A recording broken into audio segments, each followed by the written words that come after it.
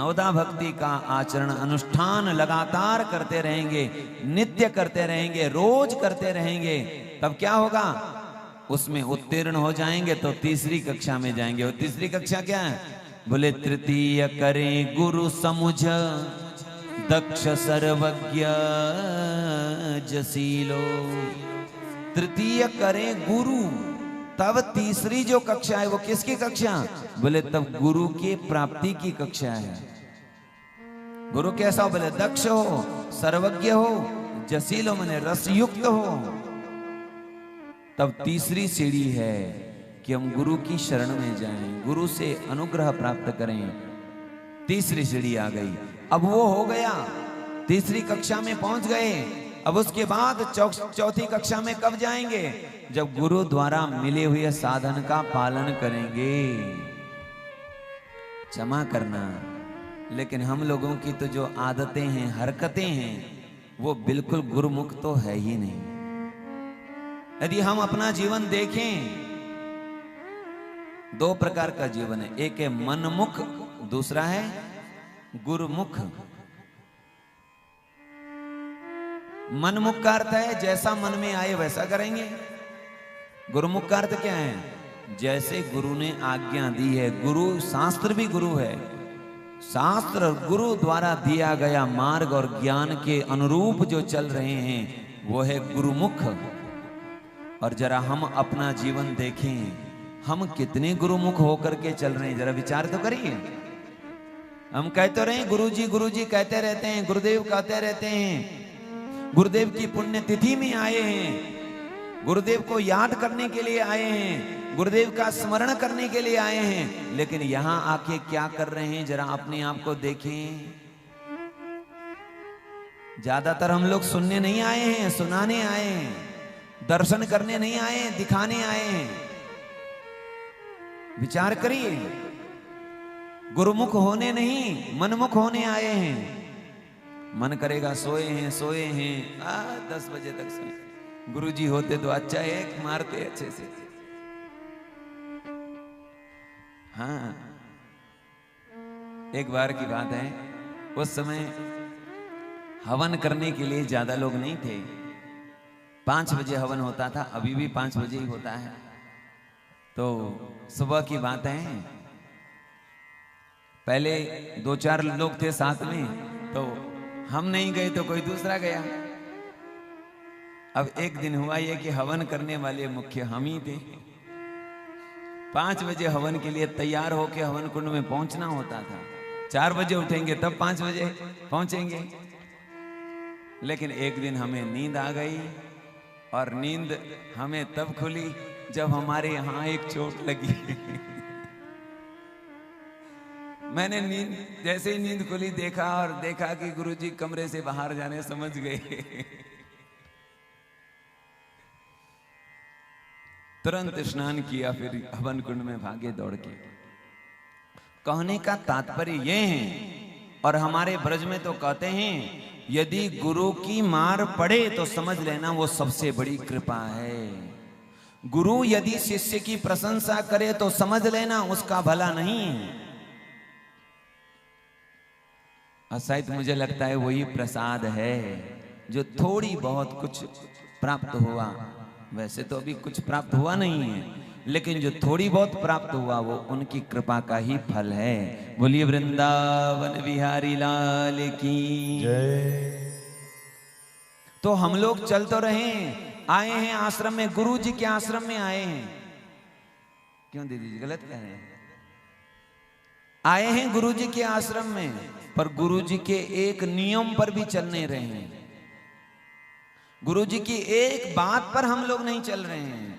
गुरु जी की एक बात हम नहीं सुन रहे हैं। गुरु जी की एक बात का आचरण हम नहीं कर रहे हैं।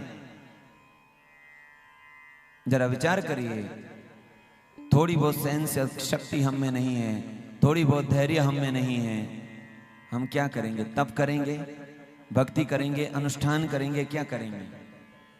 कमरे में सोए हैं, 10 बजे तक सोए हैं तो सोए हैं। कथा यहाँ चालू हो गई 10 बजे, तब यहाँ का माइक की आवाज जाए शायद तब किसी की नींद खुलती हो। क्या हम इसी के लिए आए हैं यहाँ? अरे ये सोना तो घर में भी कर सकते थे। अरे यहां आए हैं गुरु को याद करने के लिए, उनको स्मरण करने के लिए। दिन में भी सोए हैं, रात को भी सोए हैं, सोए हैं सोए हैं, बस सो ही जा रहे हैं। क्या हो गया है हमारा जीवन? खा रहे हैं, सो रहे हैं, खा रहे हैं।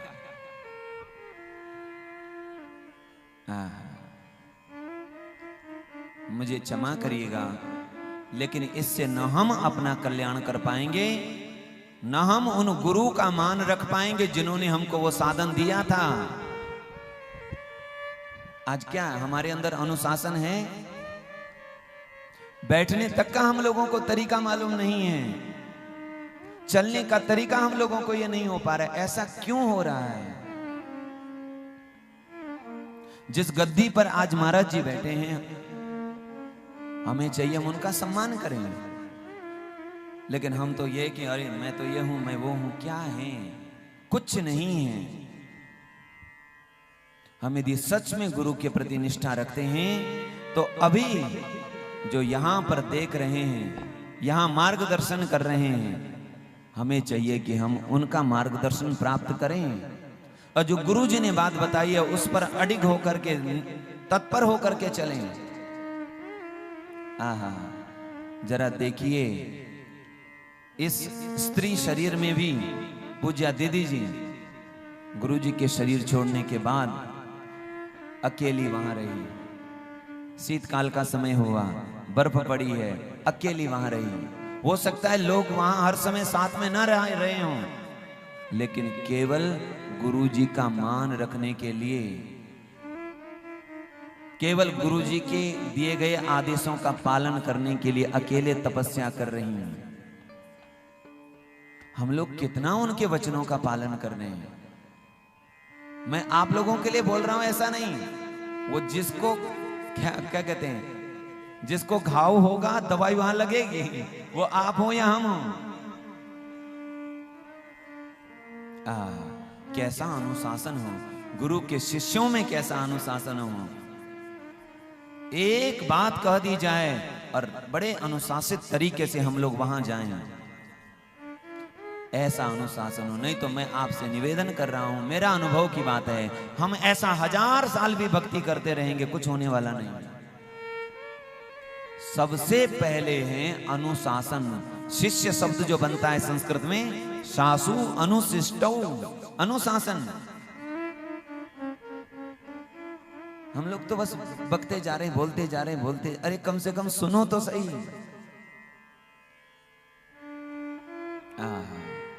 हम यहाँ दिखाने के लिए नहीं, दर्शन के लिए आए हैं, सुनाने के लिए नहीं, सुनने के लिए आए हैं, सोने के लिए नहीं, जागने के लिए आए हैं, तप करने के लिए आए हैं। सुख ढूंढना है तो यहाँ सुख नहीं मिलेगा। ये पूरे ऋषिकेश में केवल एक आश्रम है, पंचवटी आश्रम, जहां आज भी सुख सुविधाएं नहीं हैं, जहां आज भी केवल तपस्या का स्थान बना हुआ है।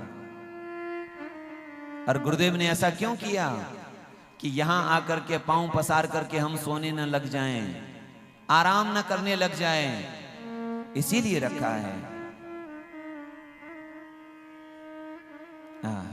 हमारे अध्यक्ष जौहरीलाल जी को बड़ा सानिध्य मिला गुरु जी का, और उनका जीवन देखिए, इतने बड़े बड़े पदों पर रहे, कितना अनुशासित जीवन है।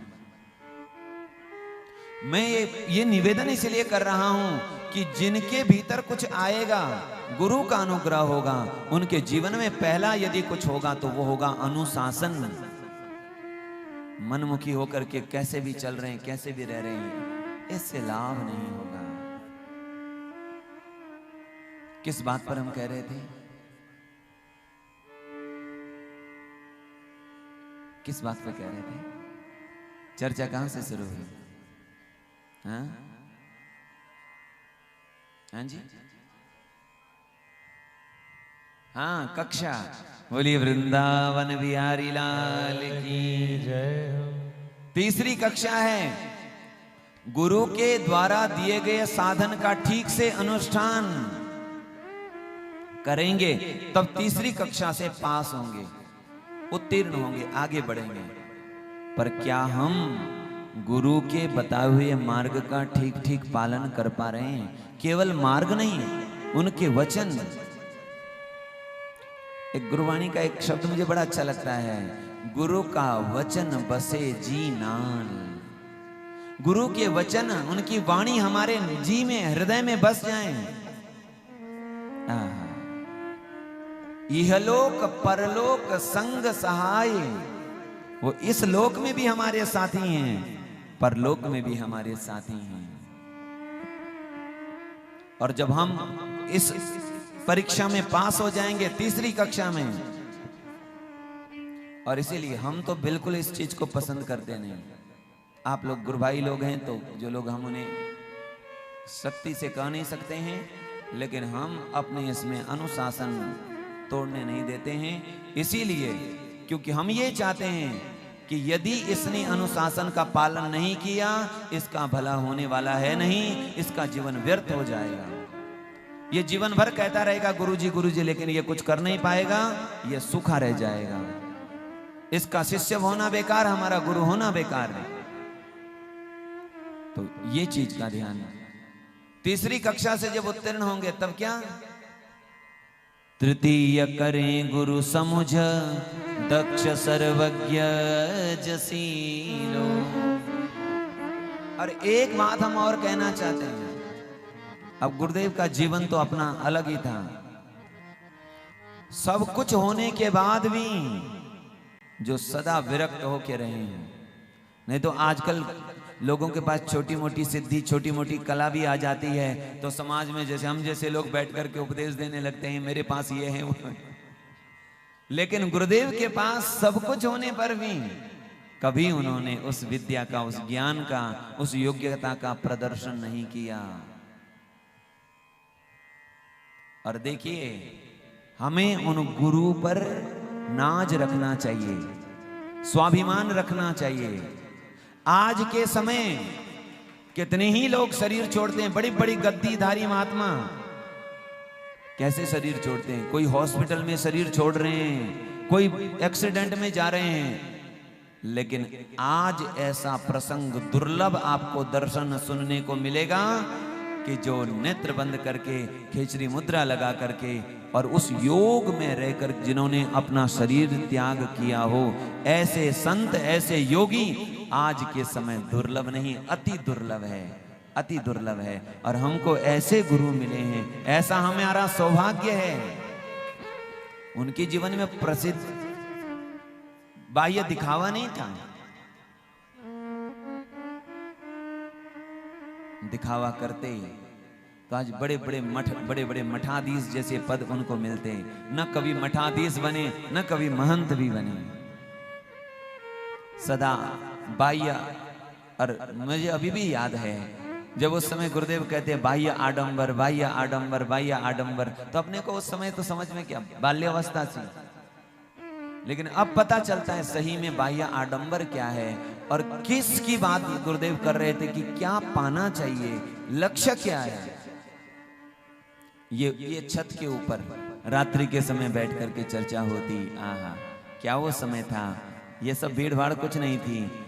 गंगा जी प्रवाहित हो रही है, शांत वातावरण है, रात्रि के 12 बज रहे हैं, 1 बज रहे हैं, चर्चा हो रही है।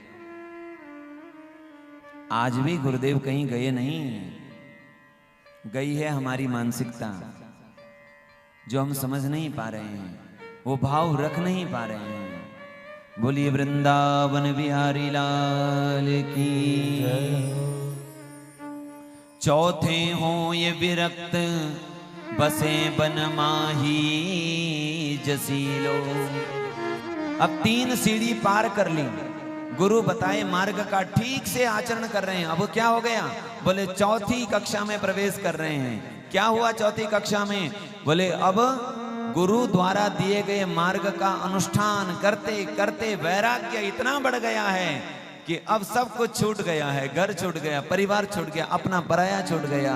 अब वन में चले गए, वृंदावन चले गए, अयोध्या चले गए, भगवान के धाम में चले गए। वन में जाकर अब एकांत सेवन कर रहे हैं।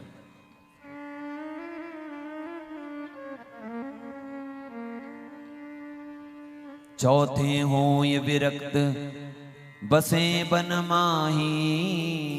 चौथी सीढ़ी क्या है? विरक्त होकर वन में रहो। और वन में रह करके फिर वहां जाकर के भी परिवार बसाना है ऐसा नहीं, वहां जाकर के भी झंझट करना ऐसा नहीं। बोले तो वहां एकांत में रह के भजन करते करते इतना उसमें डूब जाओ, इतना डूब जाएं कि सब कुछ भूल जाएं। को काहू में मगन, को काहू में मगन, जाकी लागी लगन वो वाही में मगन। इतना मगन हो जाएं कि अब उससे और एक कक्षा में आगे प्रवेश किया। बोले क्या? बोले पंचम भूले देह सुधी। अब पंचवी अवस्था में पहुंच गए। बोले कहां? जहां देह की सुध बुध भूल गए, शरीर की सुधि निकल गई, जिसको देहातीत अवस्था कहते हैं, जिसको निर्विकल्पक समाधि कहते हैं, योग में ज्ञान में जिसको देहातीत अवस्था कहते हैं, भक्ति में उसको देह, यही अवस्था देह का विस्मरण हो गया। पंचम भूले देह सुधी, छठे भावना रास की। अब देह की सुध बुध भूल गए हैं, तब छठवीं सीढ़ी में प्रवेश मिलेगा। कौन सी सीढ़ी? बोले महारास की सीढ़ी में प्रवेश मिलेगा। छठे भावना की रास होगी। रास की भावना माने रास को हम समझ पाएंगे, रास का भाव हमारे भीतर आएगा। और तब पावे रस रीति कछु श्री स्वामी हरिदास की। जब छठवीं सीढ़ी में पहुंचेंगे तब कहीं हम रसिकों के स्वामी श्री हरिदास जी की उस रसिक भाव को समझ पाएंगे, उस रस रीति को समझ पाएंगे। अब आप बताइए, विचार करिए, हम कहाँ हैं और कैसे हम उस तत्व को समझ पाएंगे? महारास के तत्व को कैसे जान पाएंगे?